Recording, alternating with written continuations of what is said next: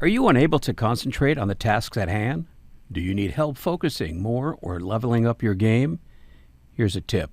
Try Cognizin Citicoline, clinically studied to support mental energy, focus, memory, and attention. Cognizin supports brain health and supplies the brain with the energy it needs to stay sharp.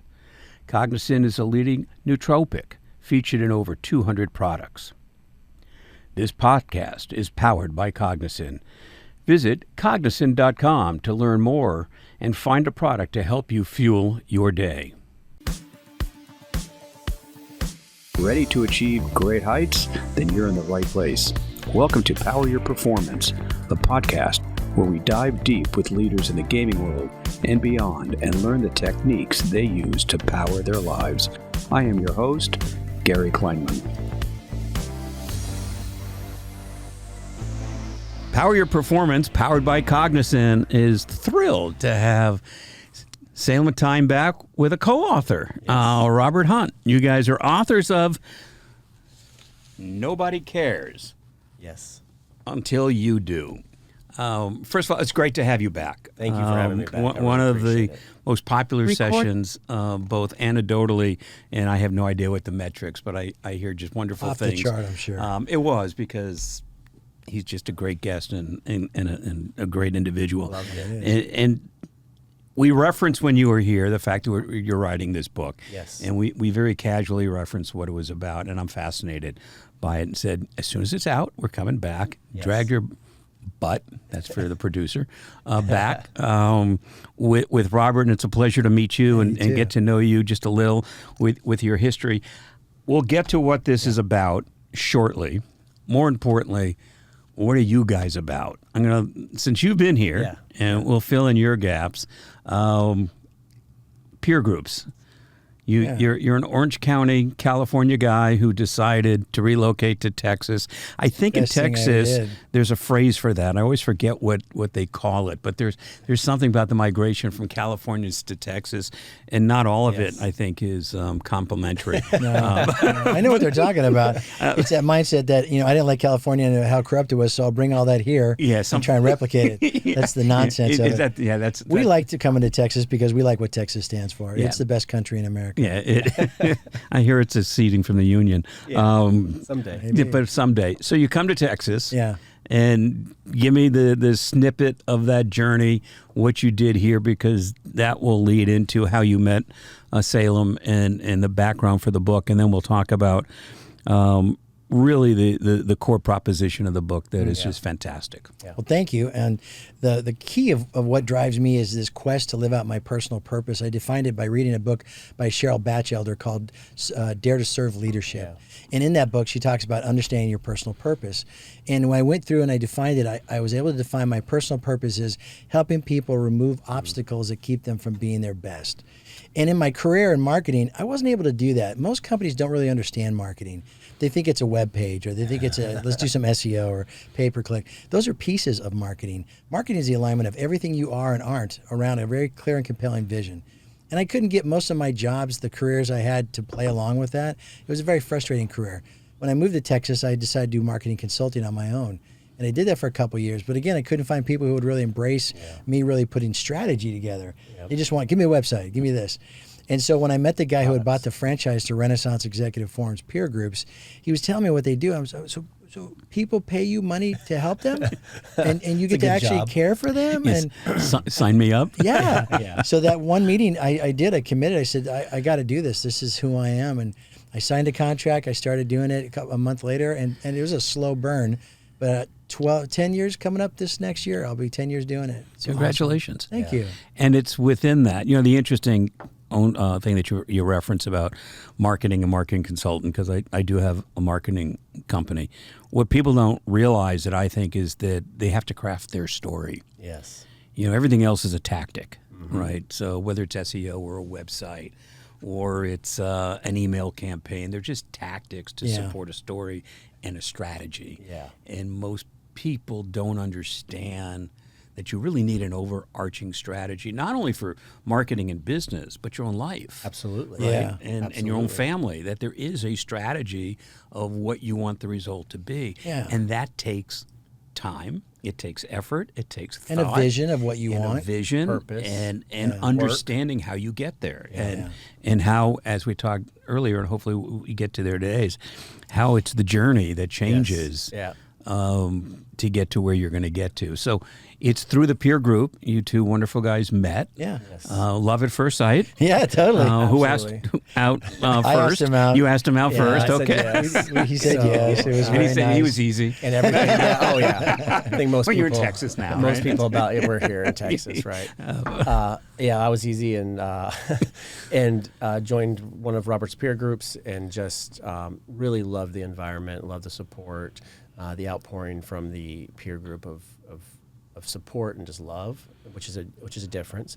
When you get into a peer group, sometimes you think you're going to just all talk about business and you're going to be comparing each other's business acumen or something, and that doesn't really happen in the groups. It's more about how can we each help each other. And what I learned through that is most of us really have very little idea of what we're doing. Even if we've been in charge of a company before, we've done anything, you haven't done something. Right. Like there's something that I hadn't There is a done. fear of getting caught. Yeah, and all of us had the same fear, which is like, I wonder if someone's going to find out that I don't know how to do this. Right. And what I realized is nobody out there really knows how to do every different type of business, right? Like, so Without a doubt. without a doubt, right? But in your head, you're like, oh, I need to know everything. And that was such a liberating experience for me personally, to be around other people that just admitted, like, I have no idea how to do this. And then someone else would be like, oh, I do. And you know, amongst the 10 people or 12 people, it depends on the size of the peer group, you realize that all of us are going through the same journey of just trying to learn. Even though it's a different version, Yeah. it's still a person problem. Yeah. It's people, cash, technology, and time. Those four things we all struggle with them. His happens to be, whether it's oil and gas or the virtual reality gaming world. Yeah. His is about staffing. His is about construction. It's still people, time, cash, technology. Oh, I think every business is essentially the same once you learn the language of the business. Yes, absolutely. You're still have awareness and trial and use and evangelism and what have you. Yeah. But once you learn that, you know, what struck me in terms of how you were describing the peer group that your business is about, and tangentially talking about gaming, which we'll get to, is that what you're really talking about is a small community. Yes. And gaming is all about community. Absolutely. You know, so, you know, gamers have always, the games have been transient, but the communities survive. The tribes survive. And they care about each other. And they'll say socially, you know, people will say, well, they're not social, right? Because they're not engaging In their own way they are. But they're incredibly social. Yeah. And they know whose parents are happy or who's divorced, who's going where, who Yes. has things, who doesn't, without asking necessarily the question. And it what drew me to gaming was the fact that it was the community that sustained everybody individually and not the game. And, you know, Fortnite 3 years ago was the rave of a rave. And, Yes. you know, I was getting phone calls from people saying, you got to talk to my kid. It's causing a divorce. Well, it's your kid. I don't. It's your wife. What am I supposed to say? What am I supposed to say to them? Don't take Fortnite away, because then I got to take my kid's Fortnite away. Yeah, So, right. And I'm not ready to do that yet. But it's all about that community. I'm assuming then that your peer group and what you fell in love with was the community, and from that trusted community Yes. came beneficial tactics, acts, and what have you, and a safe environment to say, maybe I don't know what I'm doing. Absolutely. And that's pretty powerful, I would think. And I'm not a sociologist, but I would think it's very difficult for men necessarily in a peer group. Business executives to It actually can be just as tough for women too, be because that vulnerable. the men's side is we got ego that we think we have to look like we Yeah. know everything. Yeah. But I think the women carry a big burden too, because they have to prove that they're as tough as the guys, and they've got this. Just competent. It's competent. I mean, the women in our group are badasses. Amazing. I'd put up Tammy and Barbie and Mindy and Lisa, all these people, and Jolene, Absolutely. up against anybody. Well, and do they want? And we're going to get in the book soon. I can talk for 15,000 hours about this stuff, but Yes. we're going to get to the book shortly. Okay. Was there an interest for either men or women to have a homogeneous group, that women wanted a female group, peer group? Women want more of that than men do. Men. The guys Well, we're naturally pigs. We always. And so having a woman in the group kind of takes it up a notch just from a class perspective. Yeah, it does, but no one's always. ever said we don't want women in the group. But there have been women who said I don't want to be in a guy group because I don't need to deal with their ego. And they've had such a crappy journey in a lot of ways. They're treated so unfairly in so many ways that they're fighting against the thought before the reality ever gets there. Whereas guys are like, I don't care. But you have to class up. Now you have to behave. Right. Yes, And you so, our first group we had 4 dudes. Yeah. And then as Yeah. we kind of merge in and bring They out had a the shower women, first. Yeah, practically. Our shower's still optional. I've been when I was in the military, I was in during the integration for females in the military where I was in one of the first boot camp integrated divisions, and then in nuclear when they finally allowed women to be in nuclear power. And like it always classed the place up. It always became no longer just the childish, like when you put a group of guys together, I think we all turn into like graders. 8-year-old boys, right? Yeah. There, go figure. That's the same year. So yeah, it's 8-year-old boys, and we really just degenerate down to the lowest level of our Oh, there's no question we maturity. do. I mean, I have lunch every year with my 3 closest friends from high school. We only see each other once a year in May. Part of that's geographical, but we do that. And when we see each other, we are back in high school. Yeah. We say the same silly things that we did then. We still think they're funny. Yes, of course. I'm not so sure. They probably are to No at one least else thinks us, they are. right? And we give each other, the wrath of everything that we do, and we do, and we're comfortable doing that. It's actually going back to a happy time in good many memory. respects. So it's all good. So nobody cares until you do. Where did the title come from? So this is actually we struggled with the title to start with, because when you're writing a book and it's our first book and you want people to read it and you want to change lives, and that was really our mission behind this. You have like 5 or 6 titles and you start saying, okay, and we have a publisher, and so they throw their title ideas and everything in there. But it really comes from one story that's in the very beginning of the book. And I think this story's fantastic, and it happened to Robert. I'll let him tell it because he tells it much better than me, but he said these 2 words during the story. And I honestly, I fell in love with the 2 words. And I pushed, in my mind, I wanted a book to be that. But, you start to talk yourself out of it.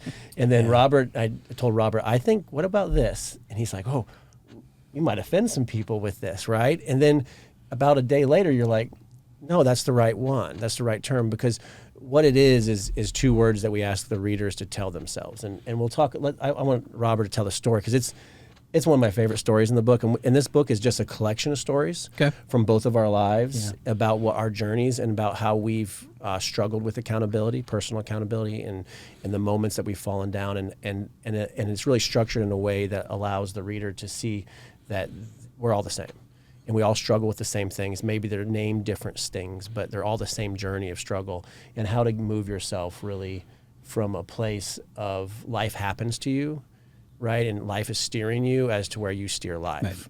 Right. And so that's one's the victim mentality, one's the victor mentality, where life does what you ask it to do. Right. And so I want to tell the story. Yeah, the story is hear fantastic. The short version of it is that my Great. son is at the age where you blame everybody. Okay. And bad teachers and bad guys at school, and everyone was the blame. And it culminated with a night we were supposed to hang out, and he walks in the door and says, "Oh, stupid Taco Bell." And I go, And how late was he? He was to hang like out? 2 hours late. 2 hours late to hang and out. we're just going to watch a movie and eat some pizza, which was cold by then, obviously. And he goes on to this tirade about how they got their order wrong at Taco Bell. And I'm like, why were you at Taco Bell? You're supposed to be here 2 hours ago. Well, I stopped by to see my girlfriend. She wasn't feeling good. And so I decided to take her to Taco Bell. Wait, well, you're supposed to be with me. Why are you taking your... And all these things he did wrong to not do what he was supposed to do, but then he blames Taco Bell. And I said, James, nobody cares whether or not you did this or that. They just care you don't show up. Right. And your teacher doesn't care whether or not you didn't get any sleep. Yep. And your boss won't care whether or not you're having a fight with your wife when you're on your way to work. Absolutely. They don't care if you don't take care of your car and it breaks down. They care your butt wasn't here when we needed you, and we all sat around waiting for you for an hour, and the client didn't give it to. That's what they care about. And it was at that time of his age where he was having a lot of excuses. So I'd say, James, nobody cares. Nobody cares. And he'd stop saying that. And I'd say, well, as soon as you stop bringing up lame excuses, I'll stop saying that. But I really wanted him to say to yourself, and this is where it's really important, when you get the book, you don't run around the world saying to everyone, hey, nobody cares, nobody cares. Yeah, that's mean. But if you're about to roll out some lame excuse or some reason why you can't do something or blame someone else, just say, wait, Nobody cares whether or not I'm happy about this. Nobody cares if my parents Yes. didn't love me. At the end of the day, you are a person in society who has to Yes. function in this world, and you need to get your act together and figure out what, if you have to change something, change something. If you need help, get help. But nobody cares about your lame excuse until you do. Good for enough you. to change Yes. it. Good for you, because that's not easy to do as a parent, No. to make your kids accountable for themselves first. Yes. Right? And, it's like anything else. If you're not vested, you're not vested. And then the result means nothing because you don't really care. Yeah. So Let me piggyback off that one word real quick. You just said make your kids accountable, and we emphasize nobody can make anyone right, they have to want to. accountable. You're 100% right. What I've got to do is teach them the reason behind why you should want to be Yes. accountable. Because someday you're going to want a decent job, and someday you're going to want to buy a house. You're gonna wanna be happy You're going to be married. in You're your going to be life. married, and your spouse is going to say, "Hey, wait a second. You were supposed to pick the kids up." Or, hey, you're supposed to keep a job so we can pay our rent. And those things that you don't care about at some point will really matter. So at this age, when you have to see a vision of why it matters, where you care enough to do something about it, that's the discipline we want our kids to embrace. But when you're young and everything's a big deal, simple as bad lunches, everything's a big deal, it's hard to teach that mindset. Yeah. It's hard to do, and it's also, I think, and not necessarily in your family, but generationally, Yes. they haven't really been tested to a certain extent, right? Right. My generation, the worst thing that happened to my generation, I guess, was the Vietnam War that we all spent, certainly my peer group, of doing everything not to serve. Yes. Right. Yes. I mean, whether it was draft lawyers or whatever it is. So Yeah. we never School, really had to be anything, right? tested Yeah. to the extent. I think this generation now, interesting, we'll see 10, 15, 20 years if COVID tested them because it's so changed. Educationally, it changed their social environment. It changed their freedom to go and do. Yes. They were sitting at, the kids that were still living at home were at home, and all the kids that couldn't go to school that came home, and all of a sudden they had freedom and didn't have freedom. It'll be interesting to see how that test, if that was such a test. I think it created more changes. fear in my son. He's a great young man. He's 20 years old. He's a great dude. But his generation, the people he hangs with, all think the world's getting worse. In the very near future, it's Yes. all going to be much worse. And we lived through 9/11. We lived through all kinds of really hard times. We've lived through tragedies, and we survived. My son, as a 17-year-old boy, 18-year-old boy, almost 18, graduated high school, in COVID. Right. Where you walked in the soccer stage 8 feet apart, so you didn't somehow get COVID. Didn't have a prom. Everything Yeah. didn't get shut I down. mean, and they missed, they missed all that, and Yeah. and those are pretty significant emotional building blocks for our generation. Yes. Going back to, a lot of my peer group are now having reunions, multi-year reunions now because COVID killed them. And you look at your son's group in 40, 50 years from now having a reunion, what they're going to remember is we didn't have anything. Yeah. Remember that COVID thing. right. And there was no reward for the work that they put in, the hard work. And No so, question. So like the brain's really confused if that's important or not. And I think that's a thing that we have to think about, with those generations. Is, Yeah, it's real. Is where was the reward for their hard work? Where was the reward for that? Because if you don't receive the reward, then you're not going to value that later. So you go from nobody cares to what I think the most salient part of this is until you do. Yes. Yes. And in there is a connection, right? Of people the going power. like your son guy, well, it's Taco Bell, right? And when does and how does that light switch go on and say, I shouldn't have been at Taco Bell because I had made a promise to be with mom and dad. Absolutely. Having pizza. How does that? I mean, do you address that? Yeah. So slowly. There's a couple things in here, Good. and for anybody, any of the watching or listening, this book is different. There's two things we wanted to accomplish that were different in this book. Is one, we're completely transparent and open about our lives in this book. And vulnerable. And so I think that's important because there's a lack of that in society. We all try to keep our bad news private, right? No question. And we always look up to people that supposedly are great people, but probably have more trash than all of us No combined, question. right? Yeah. And so we're really exposed in there. And so we want to show people that when you do expose yourself, when you start to actually reveal who you are and what your problems and challenges are, then you can start to solve them. But the part of this is so many leadership books or so many self-help books, and this is not a self-help book. It's not a leadership book. It is just a book of life. And most of them don't have anything actionable. So you read it and they say, try harder, right? Right. You know, I listened to Believe this, think listened to that. a motivational thing on the way here, and you know, it's like, know your purpose and carry it with you every day. You know, are you physically carrying it? What are you doing? And they're very simplistic. Just try harder, be better. We have them all out there. I mean, it's not The Secret where you just have to wish it and it comes You just have true. to wish it and come true, right? if trying harder was the secret, then guess what? We'd all be there, right? I'll be there. Yeah. So Hard as a relative too. yeah, and so what we have is in every chapter we have actually tasks and exercises to do, because what we wanted to try to show someone how to do this, because we're not taught. Like if I wasn't taught how to balance my checkbook, then guess what? I don't know how to balance my checkbook. And we all have to be taught these things, because most of us are walking around in life right now completely unaware that all of our problems are solvable, Right. and they're all on us to solve. And so when we talk about the title of Nobody Cares Until You Do, the truth is, when you start caring about your life and you start doing your activities in there and you start to try to improve your life, other people see it and other people want to be a part of it. I always took the example of, you're from LA, so there's plenty of people on every exit to all the off ramps asking for money, right? You see it out in every major city. We don't know their story. Right. We don't know what's going on. We don't know how much they care. If we did know their story, the guy that has the resume out there, guess what? 1,000 likes on whatever picture. question. Everybody loves them, gets a job tomorrow because he's or she is showing that they care. Right. Right. They actually have a plan. They have something they want to do. And what happens? We all go around them. So what we're asking in the book is to understand what is wrong today and what you're doing. Because if you're unhappy in any part of your life, not just the big parts, but any part of your life, there's something that you need to care about. And there's something that you can do. And once you start doing this and once you start improving it, it goes so fast. And it's so amazing because everybody else comes around and goes, oh, I see you've lost weight.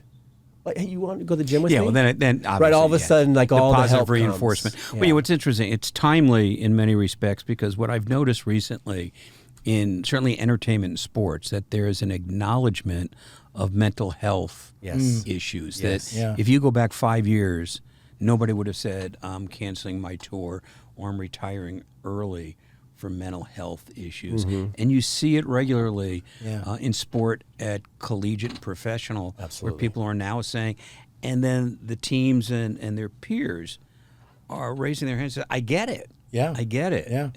And that never seemed to be acceptable in our society. It was it's an unmeasurable part of our life. I can measure so many things. I can't measure my emotions. And we've just did a study on margin in the last year, talking about how too often we're just busy, but we're not productive. Right. And we get to a place where we're so overloaded that we're actually making bad productivity, and we're actually making really dangerous bad decisions, but we're so used to working full bore all the time that we just figure that's how it rolls. So you had a really crappy day, you're saddled with debt, your employee quit, your number one customer says they're leaving you, your wife and you are having a fight, you go home, you haven't eaten that whole day, and you're frustrated, and the bills are all piled up, and you're going to sit down and do work at 8 o'clock at night? No, it's not going to happen. But you do it all the time. You do it, no and you just go, question. well, I got to put my head down and get done. Yeah. But you're doing crappy work. Yes. And you're actually making really bad decisions, and you're ruining yourself because we've not accepted that the emotional and mental part of our life is real.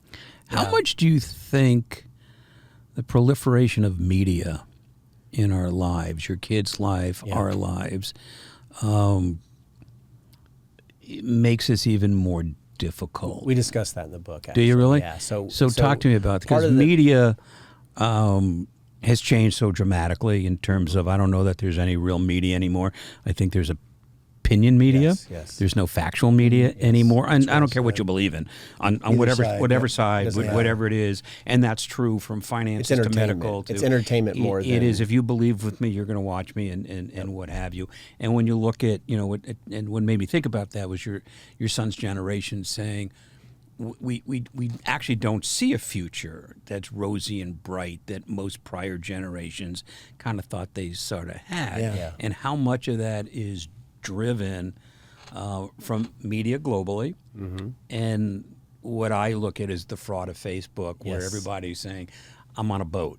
and everyone thinks it's their Absolutely. boat, right? Yeah, and it's not absolutely. their boat. It's not even a rental. Yeah, It's a house sitting on a boat Yeah. for somebody for an They- hour and they a walked half. by the boat and they stepped in there for and it's for Instagram. sale because that guy couldn't afford it either. But Yeah. and they paint these things, and then somebody looks at their own life, Yes. and says, "Well, I don't have that. I don't care anymore because I don't have those things, and I feel worse." So Yeah. tell me how media, in terms of your thesis, plays into this. It's created a culture of comparison more so, and it continues to do this to where, we used to be keeping up with the Joneses, but you physically saw and you didn't know their truths and things like that, right? And that was one thing.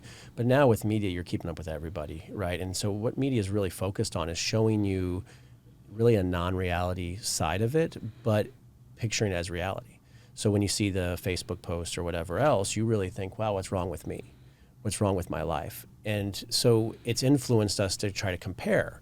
Instead of focusing on ourselves, we're focusing on others, right? And when you focus on others, you're not going to actually fix the things wrong in your life, or the things that are no unsettled in question. your life, right? Because you're now just trying to be what someone else wants you to be. Part of our process in this book is to understand who you are, what's valuable to you. In the very beginning, we talk about your satisfaction wheels, and we talk about how do you really feel? And then we take you kind of on a journey of, is that true or not? Because most people, I think, in the younger generations would take these satisfaction wheels and they'd really lower them down like a 3, 3, 3, 3 out of 10 on all these areas of my life. By comparison By to someone else. comparison to somebody else. But then as you start to explore that, and through the book we take you through an exploration of that, are you really unsettled about that, or is that a reality or not? And in the middle of the book, we really talk about this, and we say that you have to stand, and maybe people will do it literally, but you have to be able to, in your life, stand in front of a 360 mirror, completely naked, understand who you are, and embrace that. Because too often what we are in today is what someone else wants us to be, and we think that's an important thing, as opposed to just being the beautiful, wonderful, awesome person that we were born as, right? And that's what we wrote this book, is to encourage people to find out who you are, understand the areas that have been holding you back, and then just live free and happy and accountable. What's the chapter where we talk about, now that you've done, take one of the goals, take one of the things you're not satisfied with, but don't take the hardest one. It's like chapter 3 or 4 where Yeah. we say, as you're doing this, we want you to succeed. Right. If you take the one that's you're the worst at, don't you'll do probably that. You not do hit baby it. steps. And if you take the one that's too easy, you're like, that wasn't it. So we take one that's kind of in the middle. But when you conquer something, you said it earlier, all problems are fixable and they all can be fixed by you. Yes. You just have to own it. You might need help. You need to learn something, get something, but you still drive it. When I decided to sell my house and move out of my beautiful, comfortable home with a movie theater upstairs and this big old beautiful home, and sell it and take all that money and pay off all my debt, that was really hard. It was embarrassing to have people know, why are you Yes. selling the house? I didn't manage my money well, and I'm in debt, and I need to get out of debt. Yeah. And so I had to eat that, and I moved into a little rental and started over. But because I conquered that, then I started thinking, hey, what else can I do? Yes, because There's other things. Now everything doesn't seem like such a big deal. So in my satisfaction, I may have said, I'm unhappy. But when I got that one done, I realized, that one's not so bad. Yes. And I actually could fix this one really easy, because if I could fix that, I could certainly fix this one. It inspired me to look at more areas of my life, because I took control of one area. It fired me up to take control of other areas. It is. Yeah, and did you find that after you sold the house, and I think what I'm hearing in your voice, and correct me if I'm wrong, that part of that, and I think it's one of the most powerful negative emotions that people feel, is shame. Yes. Is shame is like Yeah. shackles, And lots of unrealistic, things. too. And did you feel better the day it closed and you paid off the debt? I really did. The negative thing, the fear Yeah. of going, oh my God, I'm doing this, and people are going to look at me and say whatever it is they're going to say, that you go, "Whew, I can breathe. I don't have to Absolutely. look at Yeah. I don't care if Breathe. the mail comes now. I remember waking up about a month afterwards. We'd already paid it, because we didn't get the money right away. You get it a little later. Then I had to coordinate all it. But about a month later, I was debt free of everything. And I woke up one morning. I was sitting there spending time with the Lord, and I was quiet. And I was like, "This is a weird feeling. What am I feeling?" And I thought, "Oh, this is peace." For the first time. And I'd forgot what it's like to live with peace, because I had been burdened with my debt for so many years. I would wake up in the morning and say, no matter how good I do today, I'm still screwed. Well, that doesn't fire you up to No. make good decisions. Get up in the morning for that. Congratulations for that journey, Thank you. before the book and everything else, because I think we've all been there, and if we haven't all been there, I can tell you I know what that's like, and it's powerful, not in a positive way, to be afraid of the phone and the door and the mail and all those kind of things. Then you realize somewhere you own yourself. Yes. And you say, this is my life and nobody else's, even though you have loved ones that depend on you and you depend on them. And that's actually part of the book here is Robert went through this journey just before we started writing. And that was actually it was after I'd introduced the accountability ladder, and he had really absorbed it and wanted to change it. And he went through this process. And that's why this book, when we wrote it, we're just writing the stuff we've done and how it's worked and how it's affected our lives, and hopeful that people read it and that this framework and this exercises are something that they can relate to just two normal guys. Yeah. Right. Like two guys that are out there in the world that are just doing their best. We're not an Elon Musk and these guys that supposedly know everything, right? Even though we know they don't. But everybody out there is just a normal person. So if we could do it, and Robert did it, and then we wrote this book about what his journey is in there. It's explicitly written in there, and then my journeys as well. They're all the same. And so if we can do it, everybody can do it. And that was really what the message is. Which is fantastic. We briefly talked before we started recording. Is tell me how this helps gamers. Yeah. Because I do have an interest in gamers and gaming. Me too. As you do. Yeah. And anybody that's interested can look at your last session. Yes, definitely. And find out why, even though you feel free to plug it again. Yeah, of course, for Eva.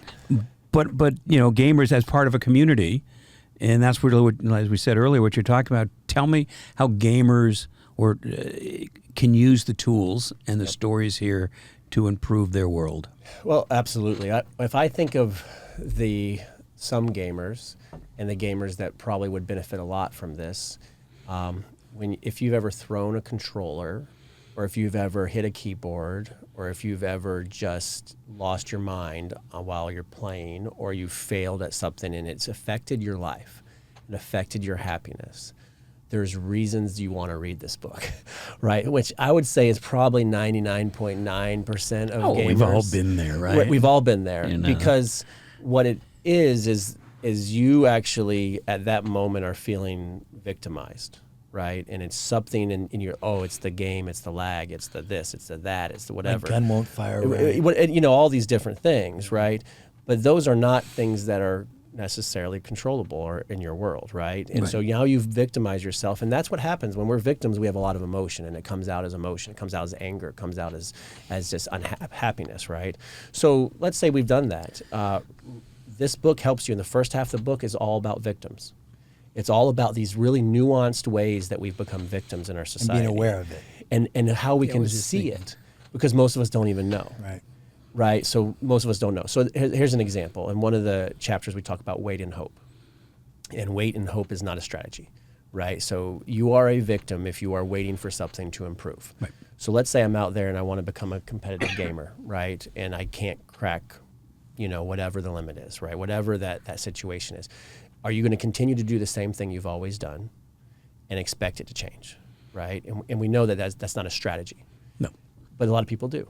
And a lot of people have to. And then they're unhappy with it. And they're unhappy that it never happens. Why am I never this? Why am I never this? Why have I never been invited to this conference? Or why am I not on this team? Or why am I not whatever?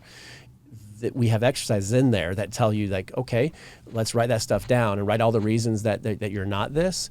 And then now take the first 3 or 4 words, line out everything else. Because the only reality is that you're not. And so now with that knowledge and that nobody else cares that you aren't, right? What are you going to do about it? And that's a hard thing, right? But that gives you a chance to actually, oh crap, I have to do something about it. So what does it mean? Does it mean it's my diet? Does it mean that it's my routine, my gaming, and I just recently talked to a great gentleman who runs an academy for training in esports. And he says, it's diet sometimes.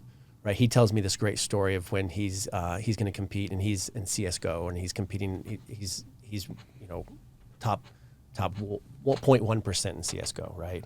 And he's at a competition, and they're the night before they have pizza, right?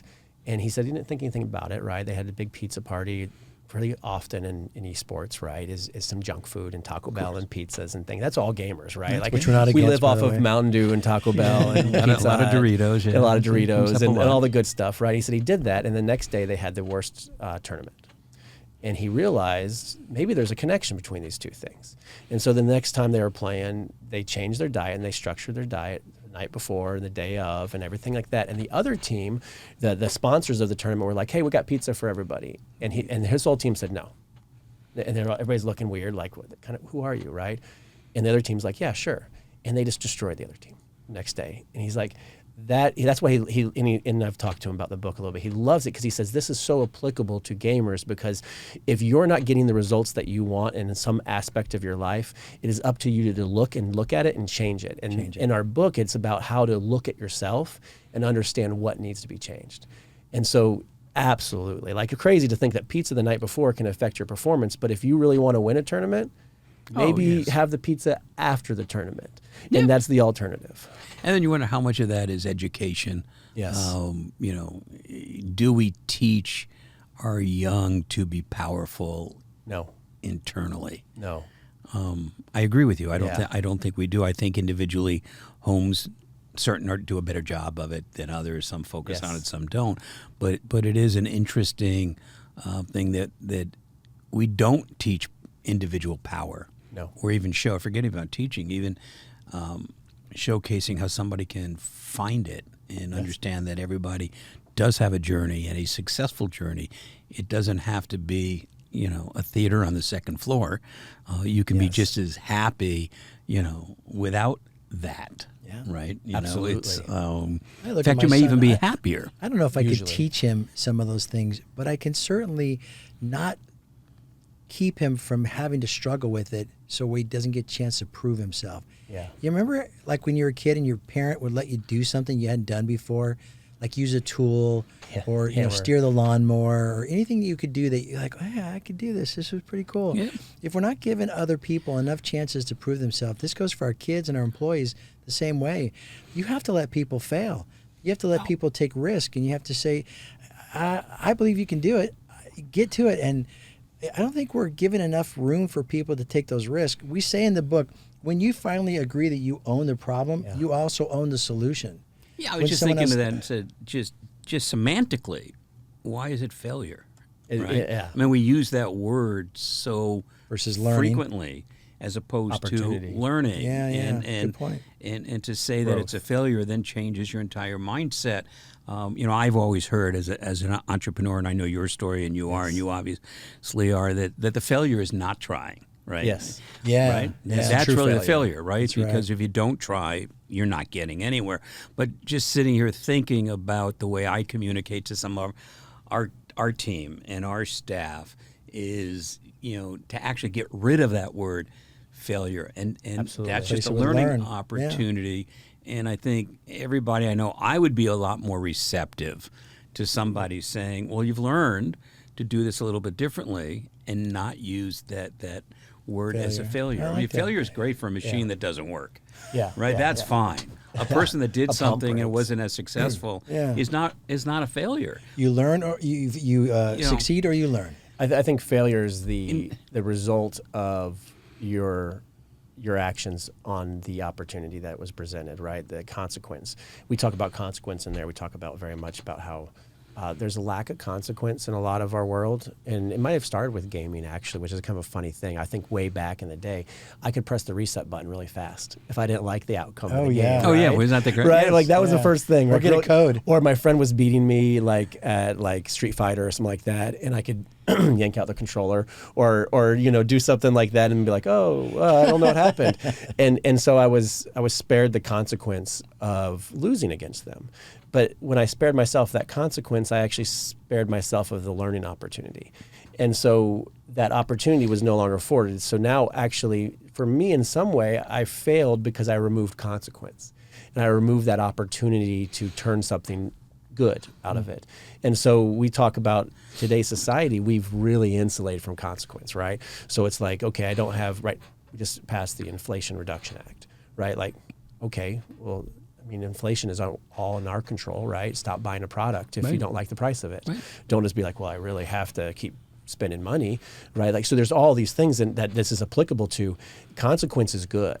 Consequence is not negative, right? It's actually just reinforces that we can grow and we can continue to move forward. And so for us, when we removed consequence, when we started the helicopter parent generation, because it never was called helicopter parents. No. I mean, I think that started in the probably 90s, 2000s, kind of the turn there, right, where people, and so we started really watching our kids and we started insulating them from consequence. So don't do this because this will, let them get a little hurt, let them get a little dust on them, let them get a little dirt on them, get some scratches, and they'll start to learn, and they'll start to learn that they're okay, and they'll start to learn that they have power and authority, and that they have life, and that their problems were theirs, and that they can control them and fix them.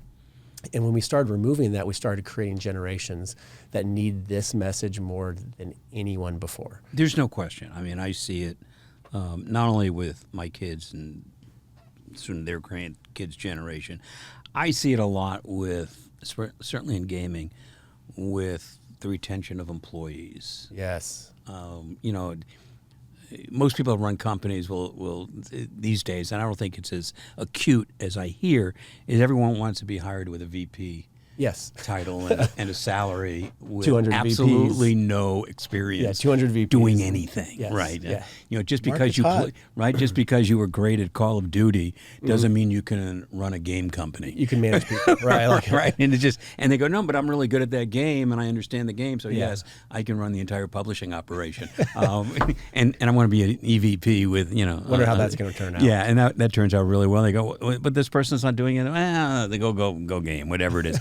But it's interesting, and I don't know if our parents' generation looked at our generation and said the same thing. Oh, they did. Right, they did. I'm so sure. it's every Sure. generation And we think looks it's- at that. It's we think different it's been words, but it's the same look of like You know, you don't know what hunger's like. Let me tell you Yeah, how I it had was a when I was bread a kid. line. Absolutely, and Right? it is, and it's hundreds of years of this slow process of comfort, right? And we're very American centric in this, because I'm not going to speak on countries I haven't been to. I'm not going to speak on people that are living off of $3,000 a year, Right. you know, things like Right. that.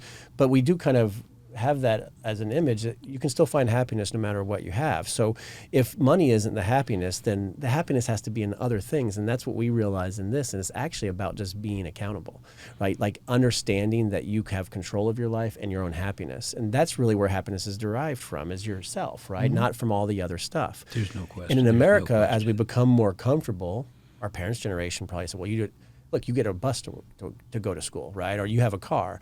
And now all of a sudden we bought cars at 16 years old for everybody, right? And so everybody has a car. And you couldn't imagine living without a car, even though the school is only 4 blocks away. Right. Right, you're going to drive, so you have that. Right. And so we've kind of removed all these things and these opportunities to learn how powerful we are and how great we really are, and also maybe how much enjoyment there is in the rest of the world.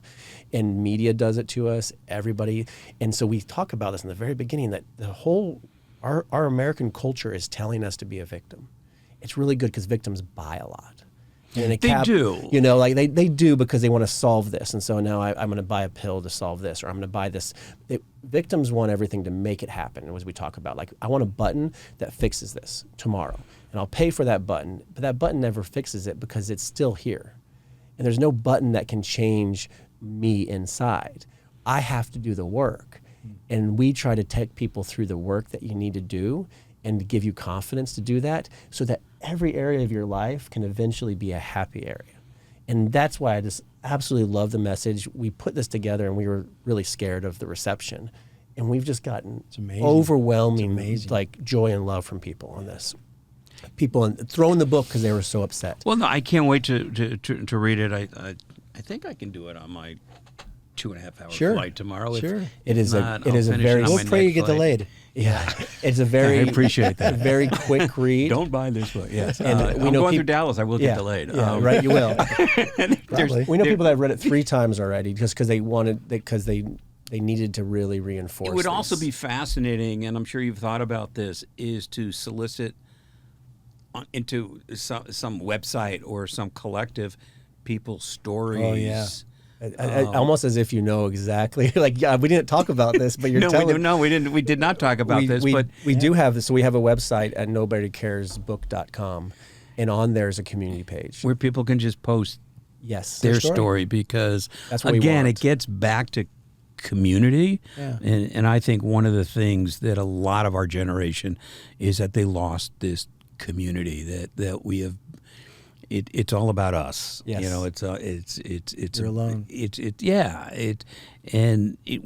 is kind of crazy, because communication has opened up the entire world, but there's more loneliness and suicide and alienation and isolation than ever before. Yeah. And it seems somewhat counterintuitive that Yeah. you can talk to the entire world, Exactly. and while you're doing that, you are actually being more isolated than any other generation ever.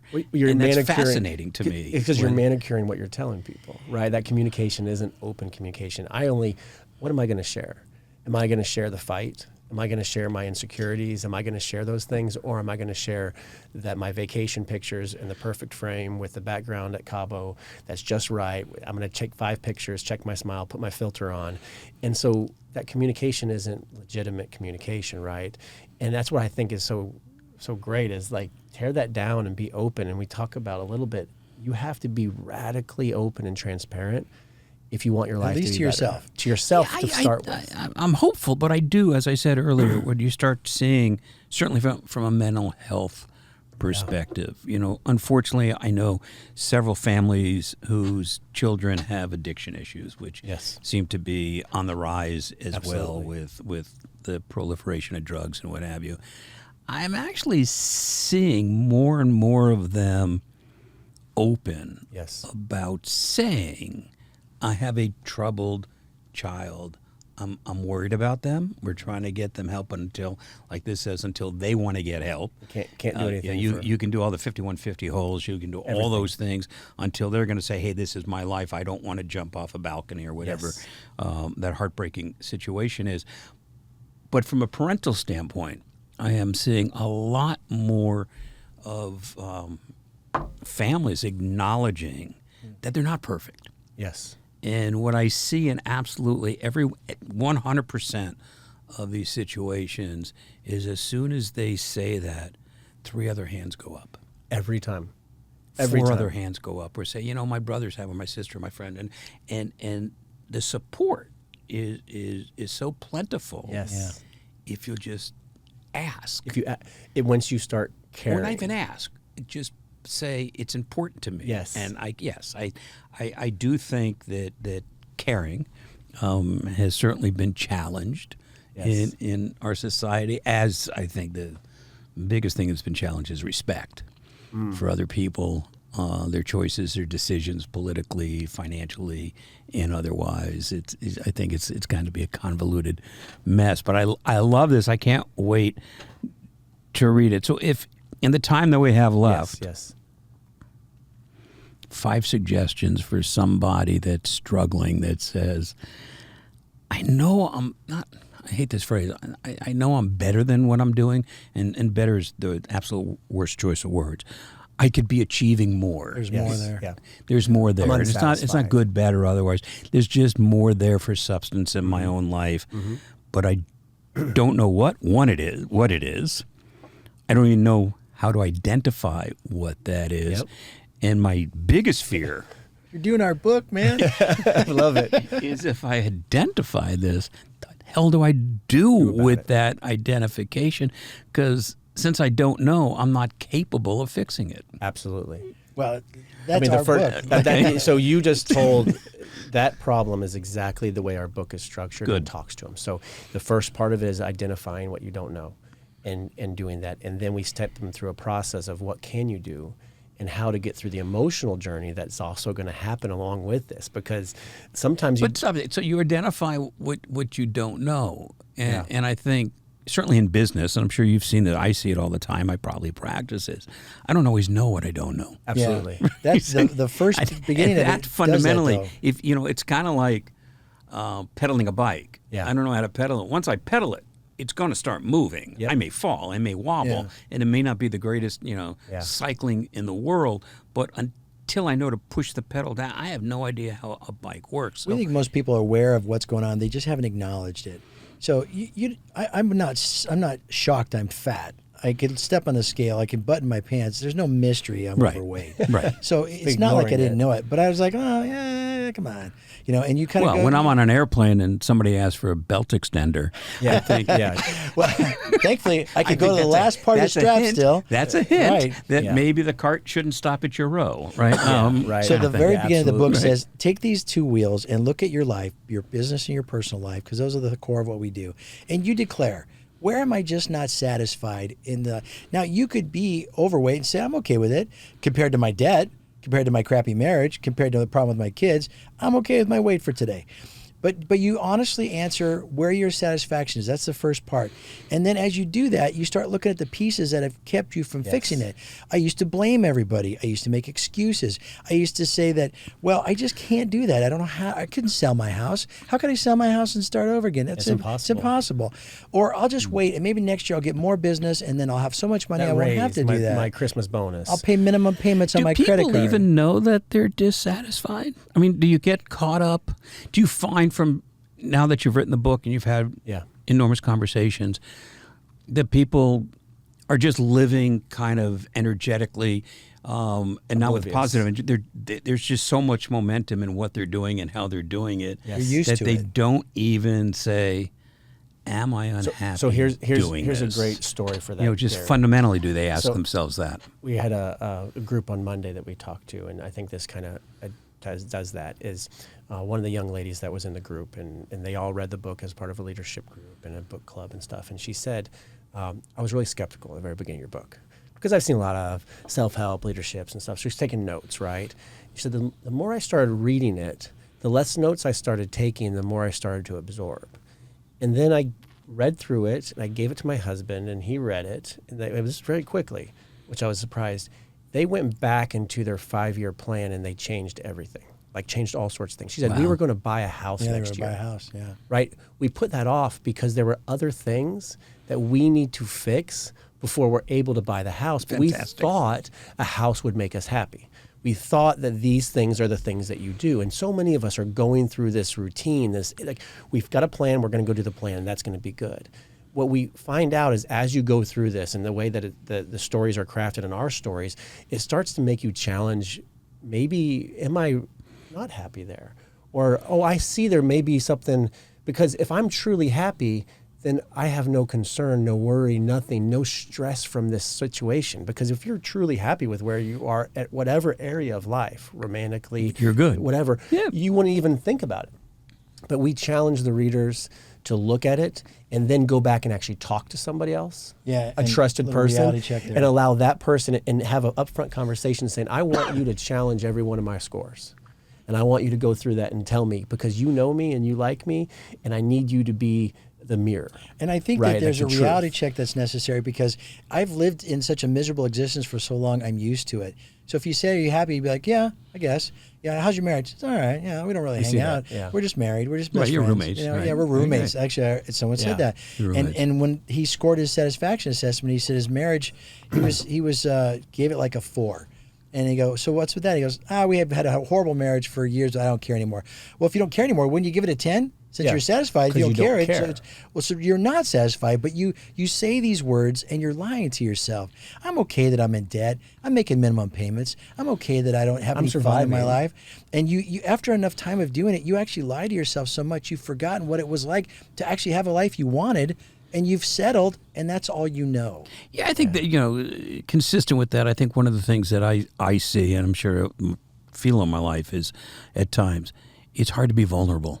Oh, very hard. Right, because then you really have to explore honestly, and that is, you can't entertain any of this if you don't get to some sense of, I'm going to be vulnerable, but the medicine that's out there will cure whatever the disease happens to be, if you can open yourself you can't be accountable without vulnerability. And I think we talk about that. In the middle of the book, we actually tell people, if you're not ready for this, put it down. Stop. Don't finish the book. It's interesting. I have these conversations. No one does. I am so glad you codified it into something that makes sense. I think you will absolutely love it. I will absolutely, because I care about these things, and I see it. I see it in myself first and foremost. I see, you know, and to say that I don't, I see it all the time.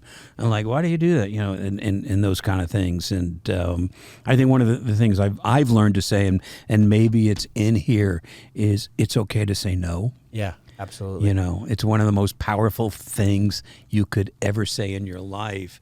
Is no to the things you don't want to say yes to. Yes. Yeah. Which allows you to say yes to something else. Which allows you to say yes, but it's hard to say no to something because sometimes you think someone's going to get upset. They're not going to know what they're doing. Yeah. But no, as somebody said to me once, no is the second best word in the English language, which is kind of interesting, right? I mean, and it all ties into kind of just owning yourself. Yeah, absolutely.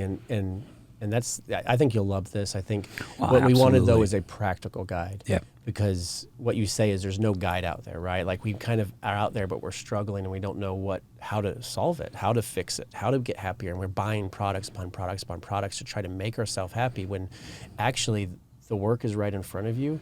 And this is the journeys that we've been on. We talk to lots of people about the exercises and how to do stuff. And they're not perfect, but they're a starting place. And if you go through this book and you actually practice per chapter, go through the exercises, what you'll find is as you're reading the book, your life starts feeling better. You start feeling happier, even though the whole first half of the book is about victims and stuff.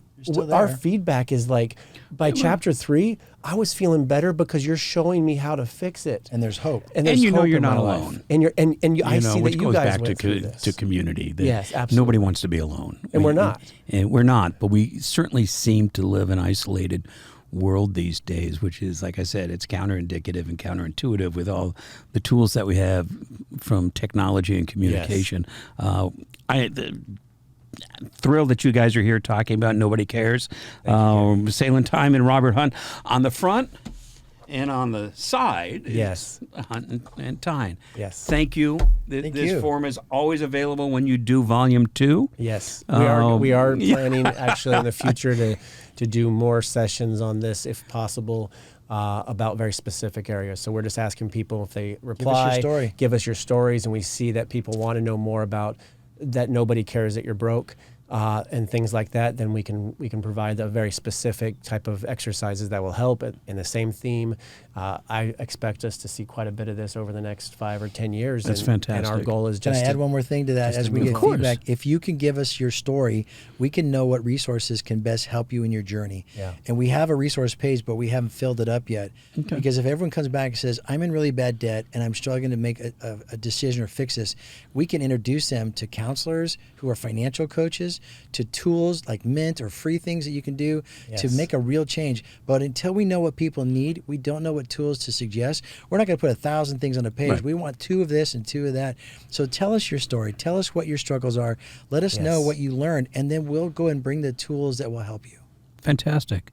In the community, we're all going to get better if we do this. Yeah. So that's without a doubt. I think it's great. I can't wait. I don't look forward to too many flights, but tomorrow I've got a reason to look forward to it, and I don't have to watch Netflix. So thank you both. It's a pleasure to see you. It's a pleasure to meet you. As always, love this. Go to Amazon. Yeah. Yep. Amazon, Barnes & Noble, everywhere. Everywhere. And buy Nobody Cares until you do. Yes, thank you. Thank you, guys. Thanks so much. Appreciate it. Thanks for listening. This podcast is part of the MAP Esports Podcast Network and produced by Innovation Media Enterprises. Please be sure to leave us a review and follow us on your favorite podcast player.